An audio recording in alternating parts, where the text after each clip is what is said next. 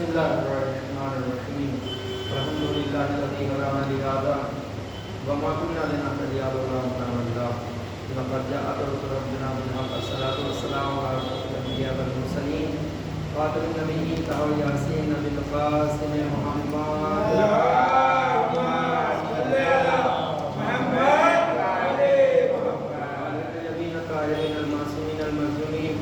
ولعنة الله على أعدائهم أجمعين من يومنا هذا إلى قيام يوم الدين أما بعد فقد قال الله سبحانه تبارك وتعالى في موكب الكتاب الكريم وأبرز الصالحين وقال الحق بسم الله الرحمن الرحيم واستعينوا بالصبر والصلاة كما قال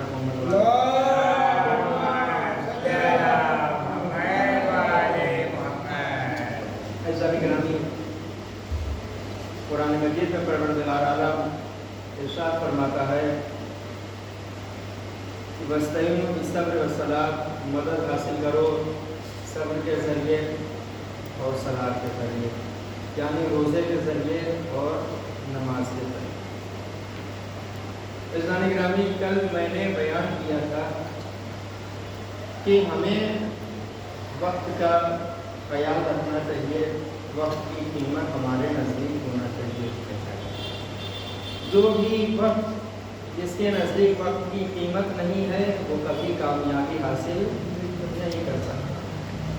ایک ایک منٹ قیمتی انسان کا ہوتا ہے، لہذا وقت کا ہمیں خیال رکھنا چاہیے۔ اور جتنی بھی عبادتیں ہیں، اگر انسان وقت کو قیمتی سمجھ کے عبادت کو انجام دے گا تو یہ عبادت کہلائے گی اور اس میں کہیں گے سونے کے سہاگا ہو جائے گا۔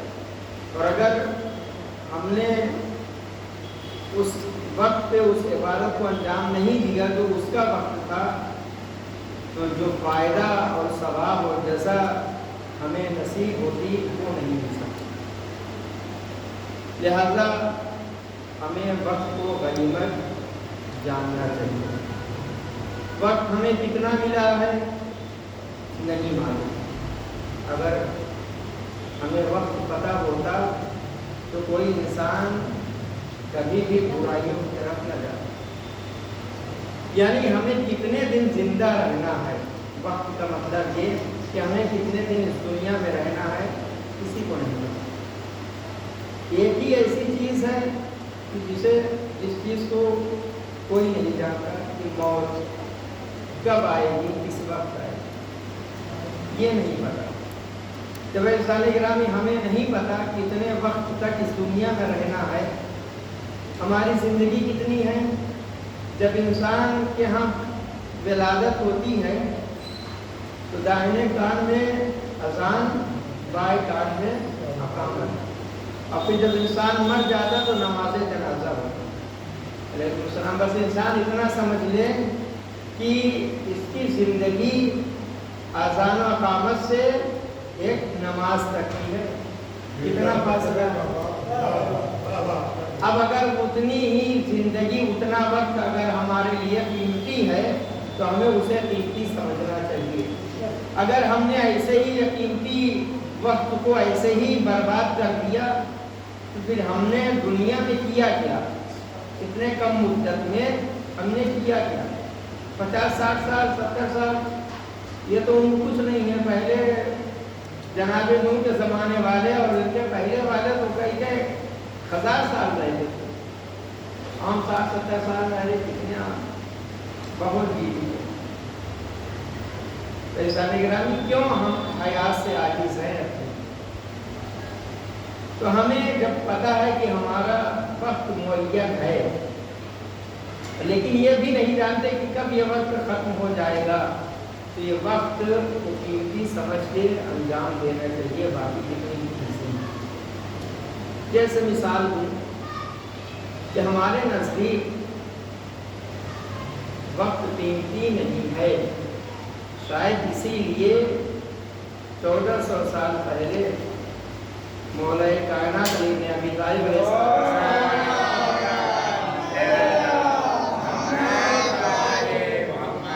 امام کی نگاہیں دیکھ رہی تھی کہ آنے والا وقت کیسا رہے گا کہ لوگ وقت کی قیمت کو نہیں سمجھیں گے، وقت کو برباد کریں گے، لہذا امام نے وصیت کی۔ شب 21ویں رمضان کی صبح میں امام نے وصیت کیا، اپنے بیٹوں کو مخاطب کر کے امام حسن امام حسین علیہ السلام کو کبھی کہا میرے اور بچے اور بیٹے جو ہیں اور اولاد ہیں انہیں بھی وصیت کرتا ہوں، اور انہیں بھی وصیت کرتا ہوں جن تک میرا جو جملہ یہ وصیت نامہ پہنچے، یہ باتیں پہنچے، ان سے بھی علی بن ابی طالب وصیت کرتا ہے کہ وقت کی قیمت کو سمجھے، یعنی نظم و نسق اس کے یہاں پائی جانا چاہیے، وقت برباد نہ کرے۔ آج ہم دیکھیں عزیزان گرامی، جب ہمارے ہاں کسی کا انتقال ہو جاتا ہے ہم سوچیں، اسی لیے ہے یہ درس تاکہ ہم سوچیں اور اپنے اندر تبدیلیاں لیتے ہیں، صحیح میں ہمارے یہاں وقت کی قیمت ہے کہ نہیں ہے، ہم جو زندگی گزارتے ہیں صحیح گزار رہے ہیں کہ نہیں گزار رہے۔ جب کسی کا انتقال ہوگا فوراً شریعت کے مطابق اس کے طلبے کو قبلہ رخ کر دیتے ہیں اور سر اپوزنگ سائڈ، آنکھیں بند کر دیں گے، ہاتھ سیدھا کر دیں گے، پیر سیدھا کر دیں گے، اور پھر اس کے بعد منہ کے بند رہے اس کے لیے پٹی باندھتے ہیں یہاں سے۔ یہ ساری چیزیں جو وہاں پہ موجود ہے اس کے اوپر واجب ہے، لیکن ایک چیز اور جو اگر ہم نہیں کریں گے تو جب انسان قبر میں میت کو اتارے گا اور اتار دے گا تو چیز اس کے لیے مسئلہ پیش آئے گا۔ کیا ہے؟ جب کسی کی روح نکل جائے، بدن ٹھنڈا ہونے سے پہلے اس کے سر کے نیچے سے تکیہ ہٹا لے۔ اگر تکیہ رہے گی، انسان کا سر ایسے تکیہ رکھ کے ایسے کرتے اوپر، آپ نے نہیں ہٹایا، بدن ٹھنڈی ہو گئی تو جیسے جو چیز رہے گی ویسے ہی رہ جائے گی، اب سر ایسے ہی ہے، اب یہ نیچے نہیں جائے گا۔ تو لہٰذا جب روح نکلے فوراً میت کے سر سے تکیہ ہٹا لی جائے۔ اب جب تکیہ ہٹائیں گے تو منہ کھل جائے گا، پھر یہاں سے یہاں کپڑے کو باندھ دیں۔ اب کیا ہے، روح نکل رہی ہے اور اس کے بعد یا نکل گئی ہے تو سورہ یاسین اور پھر کہا جائے گا تلاوت قرآن مجید کی جائے، اور ہے کرنا بھی چاہیے، اور اس کے بعد یہ ہے کہ بھائی جہاں قبر کھودی گئی ہے وہاں سے مٹی لائی جائے، اس کے اوپر سورہ فتح کی تلاوت کر کے دم کیا جائے، اور وہ کفن کا ایک چیز لے کے آیا جائے، اس کے اوپر یہ قرآن مجید کو پڑھ کے ان کی سوروں کو پڑھ کے دم کیا جائے اور گرا باندھی جائے۔ یہ ساری چیزیں، بھائی کربلا کا کفن ہے وہ لا کے دے دیا جائے، عقیق ہے تاکہ منہ میں رکھ دیا جائے، اب اس کے بعد کیا وہ خاک شفا ہے وہ اس کا بھی انتظام کر دیا جائے۔ اب عزیزان کرام اب دیکھیں ہمارے یہاں وقت کی قیمت ہے کہ نہیں۔ ہم جب کسی کا انتقال ہو جاتا ہے تب ہمیں قرآن یاد آتا ہے، مولا کائنات علی بن ابی طالب علیہ السلام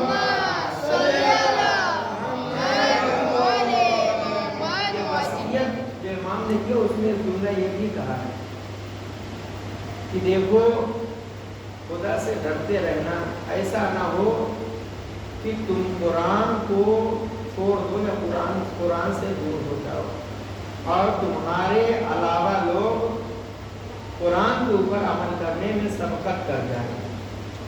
امام نے وصیت کیا۔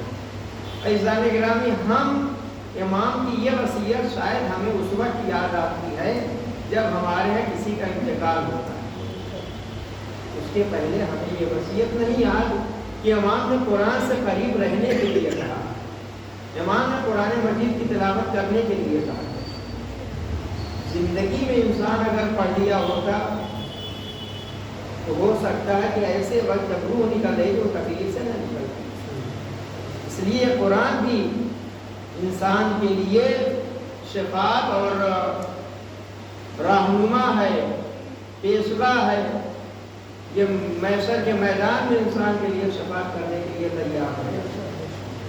سامعین گرامی، قرآن کے لیے یہ ہماری عادت کہ کربلا کا کفن لایا جائے. کل ایک جملہ میں نے کہا تھا کہ مجلس اسے کہتے ہیں، اور اس لیے ہم 4 مہینہ پہلے ٹکٹ نکالے ہوئے محرم میں جائیں گے. مقصد ہمارا ہے کہ جا کے فرش اعضا بچھائیں گے وہاں پہ،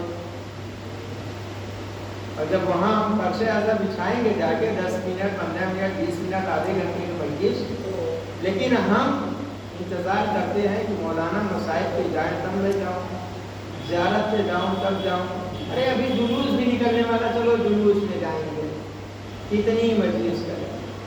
10 دن جو مقصد سے ہم یہاں سے گئے تھے اور 4 مہینہ پہلے ٹکٹ نکالے تھے، وہ 10 دن ہمارے لیے قیمتی نہیں ہے.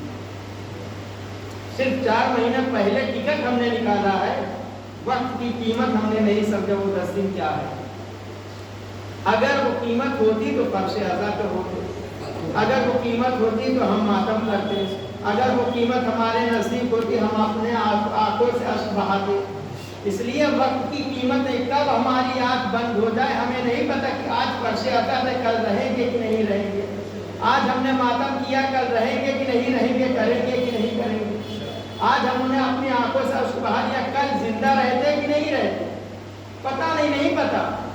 اگر وقت کی قیمت ہوتی تو یہ 4 مہینے جو پہلے ٹکٹ نکالے تو 10 دن وہ جو مقصد سے نکالے تھے وہ مقصد کے اوپر ہم کھڑے اترتے.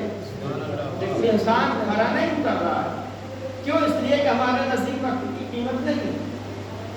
اب جو 10 دن فرش اعضا پہ آنے سے گریز کرتا ہے، باہر کھڑا ہے، یہاں کھڑا، وہاں چائے پی رہا، وہاں شربت ہے، وہاں 4 لوگ کھڑے، یہاں انجمن جائے گی، وہاں یہ انجمن یہ والی آ رہی ہے، یہ والا نہ اس نے پڑھا، دیکھو یہاں کی انجمن آئی تھی وہاں کی، اور یہ کھانا کھلا، وہ ساری چیزیں ساری بکواس باہر کر رہے ہیں.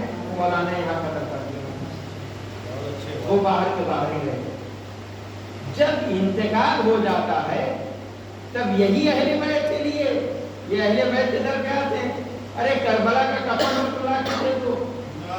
اب کربلا کا کفن ہمیں یاد آیا، کاش کہ یہ فرش اعضا پہ ہم آ جاتے ہیں، فرش اعضا پہ اہل بیت کے ہر فرد موجود رہتی. نہیں پتا کس اہل بیت کی جس فرد سے ہمارا جسم مس ہو جاتا. آج ہم وہ کفن، جو بھی کفن لے کے آتا ہے، اکثر کسی سے کہیے کہ وہ صحیح میں اپنا کفن یا جس سے منگوایا ہے یہ کفن کو زری سے ڈائریکٹ مس کیا ہے یا پلاسٹک مس کر کے لائے. اتنا وقتی نہیں ہے کہ اس سے نکالے گا اور جا کے وہاں مس کر دے گا. وہ پلاسٹک ہی تو یہ کپڑا یا کفن تو وہاں تک پہنچا ہی نہیں. جس کے ہم بہت زیادہ چاہتے ہیں کہ کربلا کا کفن، کربلا کا کفن. ایسا نگرانی کاش کے فرش اعضا پہ ہم آتے، یہ فرش اعضا پہ آتے تو یہاں پہ اہل بیت کی ہر فرد موجود ہے. پوسا لینے کے لیے آئی تھی، ہمارے آنکھوں سے اشک نکلتی، یہ ساری چیزیں ہمیں خود کام دے دیتی، لیکن ہم وقت کی قیمت نہیں ہے. یہاں بلائے ہیں، اب وہاں کفن یاد آ رہا ہے کہ آتے شفا موجود وہاں کی کربلا. کیوں آج امام حسین یاد آ رہے ہیں ہمیں؟ یہی ہمیں تو روزانہ یاد آنا چاہیے تھے امام حسین. آج خاک شفا کیوں یاد آئی؟ روز یاد آنا چاہیے تھا، روز زیارت خاک شفا کی ہونا چاہیے تھی. کیسے ہوتی؟ اگر ہم 5 ٹائم کی نماز پڑھتے، ہر یعنی 17 رکعت، 17 دونی 34 مرتبہ اپنی پیشانی کو اسی خاک پہ رکھتے اور جب تک کھڑے رہتے اسی خاک شفا کی زیارت کرتے رہتے. آج ہمیں اپنی زندگی میں اس خاک کی، اس جگہ کی قیمت نہیں پتا، مرنے کے بعد ہمیں پتا چل جاتا. کیوں؟ زندگی ہم نے کیسے گزارا. بہت اچھی بات ہے. پھر مر گئے تو وہی میں نے کہا کفن کی چیٹ ہے اس کو باندھو. کیوں؟ آج سمجھ میں آیا ہمیں زندگی میں کیوں یقین وقت کی قیمت ہم نہیں سمجھے کہ کاش کے قرآن مجید کی تلاوت کر کر کے اپنے جسم پہ دم کرتے رہتے تو آج یہ کپڑے کی چیٹ بنا کے ڈال کے جانے کی ضرورت نہ پڑتی۔ اگر پڑھ کے الحم پڑھیے اپنے جسم میں دم کریے، ہم کیوں ایسے کہ الحم پڑھ کے اور کوئی ہمارے کفن کی چیٹ پہ باندھ کے تب گلے میں پہنائے گا؟ کیوں؟ ہم نے وقت کی قیمت کو نہیں سمجھا تھا۔ آپ آخری وقت قیمت پتہ چلے گی، ساری چیزوں کی قیمت کیا ہے، منزلت کیا ہے، مرتبہ کیا ہے۔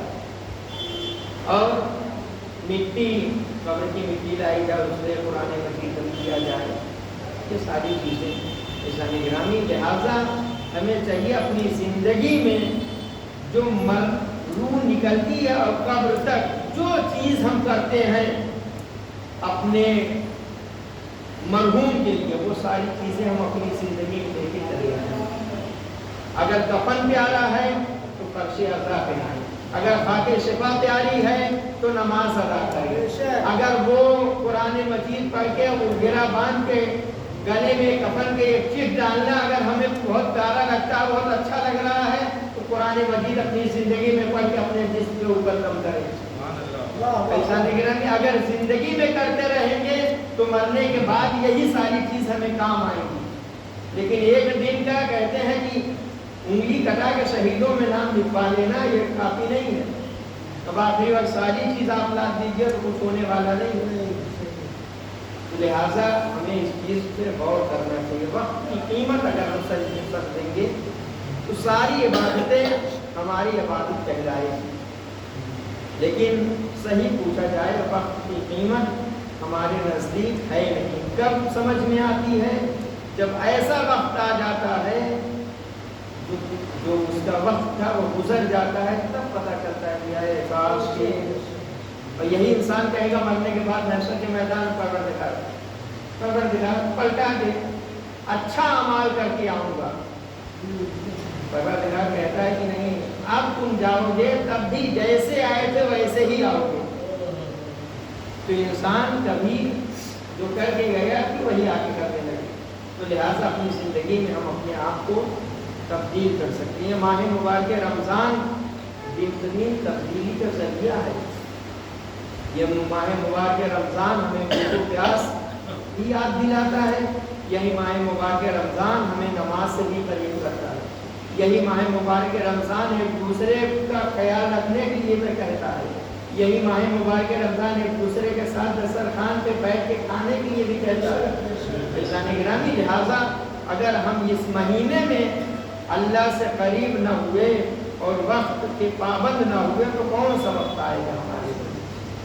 لہٰذا ہم پروردگار عالم سے اس مہینے میں قریب بھی ہو سکتے ہیں، اور یہ قیمتی وقت جو ہمارا برباد ہوتا ہے جس کے اوپر بھی ہم غور و فکر کر کے اپنے وقت کو برباد ہونے سے بچا سکتے ہیں۔ عزیزان گرامی، کل میں نے جو روایت پڑھا تھا یتیم کے اوپر، اگر کوئی یتیم روتا ہے، اس کی آنکھوں سے اشک بہتا ہے تو عرش الہی لرز جاتا ہے، اور پروردگار عالم اپنی عزت و جلال کی قسم کھا کے کہتا ہے کہ کون ہے جس نے یہ یتیم کو بلایا ہے؟ اگر کوئی انسان اس یتیم کی آنکھوں سے جا کے آنسو کو پوچھ دے تو میں اپنی عزت و جلال کی قسم کھا کے کہتا ہوں اس کے اوپر میں جنت بازی کرتا ہوں، اور اگر کوئی رلائے گا تو پروردگار عالم کے یہ جملے کا برعکس ہوگا کہ اسے جہنم نصیب ہو۔ عزیزان گرامی، ذرا تصور کریے، کربلا کے میدان میں ہر یتیم کو رلایا گیا، ہر یتیم کے اوپر مسائل ہے، خصوصاً امام کی وہ روایتیں کہتی ہے کہ جو حسین کے سینے پہ سونے والی تھی وہ کربلا سے کوفہ اور شام سے زندان میں پہنچی۔ ایک دن وہ آیا کہ سو جاتی ہے، अपने पापा को देखा। आपने पूरी शहजादी ज़ैनब से कहा कि अम्मा मेरा बाबा आया। पूरी अम्मा मेरा बाबा कहाँ चला गया? पूरी अम्मा मेरा बाबा मुझे लेने के लिए आया था। ज़ैनब तड़प गई, बेटी सकीना तेरा बाबा जिंदान में कहा है। बेटी तेरा बाबा ने नहीं, पूरी अम्मा अभी मेरा बाबा आया था। तेरा बाबा कह रहे सकीना तुम मेरे साथ चलोगी। अज़ादारों जनाब सकीना बहन के सारी बीवियां गिरिया करने लगी। ये बीवियों के रोने की आवाज यजीद के दरबार तक जब पहुंची, एक मतलब तुझे कौन रो रहा? किसी ने कहा कि हुसैन की बेटी ने अपने बाबा का पैर में देखा है। अज़ादारों यजीद ने हुसैन का सर जिंदान की तरफ भिजवाया। रवायतें कहती है जैसे सर जिंदान के करीब आया ना, एक मतलब सकीना खड़ी हो गई, जला हुआ दामन फैला दिया, अपने बाबा के सर को लिया, दिए एक जुमले का, ए बाबा अरे आंखें खोलो, देखो रुखसार पे तमाचे लगाए गए, बाबा कानों से गोशवारे छीन लिए गए, उस पे ताशियाने लगाए गए। ए बाबा, अरे बाबा आपको किसने हमसे जुदा कर दिया? ए बाबा हमें किसने यतीम कर दिया? ए बाबा आपकी तारीफ को किसने खून से खिताब कर दिया? अरे बाबा बाबा कहते लबों पे लब रख दिए। अरे थोड़ी देर के बाद आवाज आना बंद हो गई।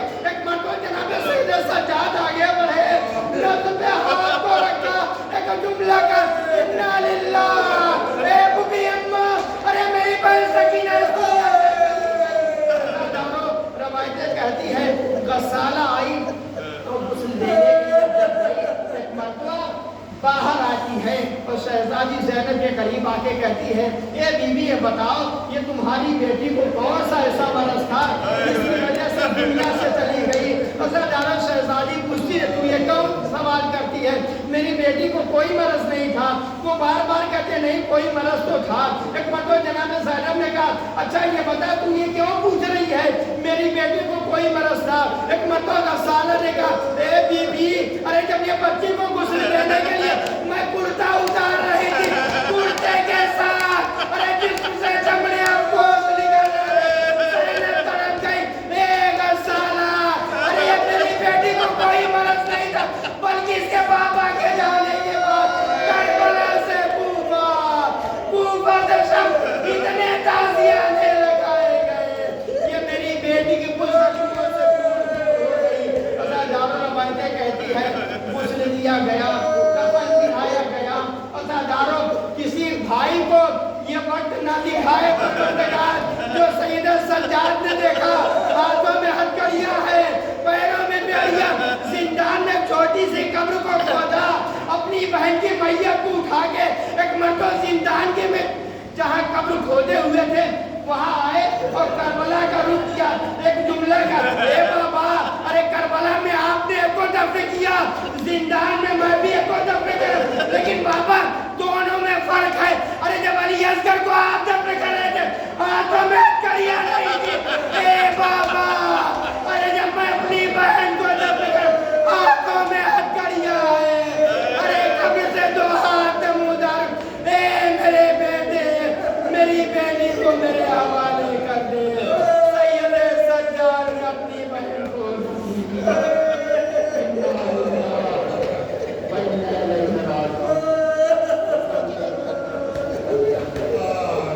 परवरदिगार हमारी इस मुक़द्दस इबादत को अपनी बारगाह में कबूल फरमा, हमारे आंसू हमारे सैयदा सलाम तैयब फरमा, हाज़रीन परेशान बुजुर्ग फरमा, मजदूर सारा से मुशर्रफ फरमा। परवरदिगार जनाब सकीना की यकीनी का वास्ता परवरदिगार मैं शफी मदान शफात अहले बैत अलमुसलाम नसीब फरमा, कब्र में से अपने इमाम हुसैन सल्लल्लाहु अलैहि वसल्लम नसीब फरमा, हमें ये काम करने तौफीक करामत फरमा, पूरे अमाल से दूर रहने तौफीक करामत फरमा। परवरदिगार हमारे नेक अमाल को अपनी बारगाह में कबूल फरमा, आखिरी हुज्जत के ज़ोर में ताज़ीम फरमा, हम उनका अमल सामने शुमार फरमा। रब्बना तक़ब्बल मिन्ना इन्नका अंतस समीउल अलीम और सूरह हम 3 मरतबा सूरह फरमाकर मौलाना डॉक्टर अब्बास इब्न शाहिद अली साहब और सैयद कुमार अब्बास इब्न शाहिद और दुनिया मोहम्मद